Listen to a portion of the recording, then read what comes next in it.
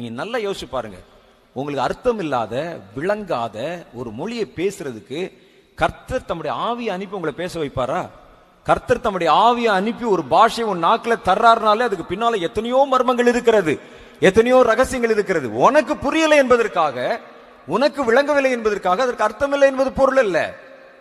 நீ தமிழன், உனக்கு ஸ்பெயின்ல பேசினா புரியாது, ஸ்பானிஷ்ல பேசினா புரியாது, ரஷ்யன்ல பேசினா புரியாது. அப்ப ரஷ்யர்கள் இடத்துல போய் சொல்லுவேன், நீங்கள்லாம் என்ன பேசுகிறீர்கள், இந்த வார்த்தைக்கெல்லாம் அர்த்தம் இல்லை சொல்லி என்னமோ நீங்கள் உளறுகிறீர்கள். ஏன்னா சைனாக்காரன் மூக்கிலே பேசுற இந்த பாஷைக்கெல்லாம் அர்த்தம் இல்லை என்று சொல்லி அவனை போய் மனம் திருப்பி பார்க்கலாம். அவன் சொல்லுவான், எங்கள் பாஷைக்கு அர்த்தம் இருக்கிறது எங்களுக்கு தெரியும், அதில் இலக்கியம் இலக்கணம் கருத்து யாவும் இருப்பது எங்களுக்கு தெரியும், என் பாஷை உனக்கு தெரியாது, அதுதான் காரணம். சொல்லுங்க அப்படிப்பட்ட ஆட்கள் சொன்னான், இது எங்களுக்குரிய பாஷை, எங்களுக்கு புரியும், எங்களை அனுப்பின தேவனுக்கு புரியும், உனக்கே புரியும். அது அந்நிய பாஷை வரத்தை அலட்சியப்படுத்தாதீங்க.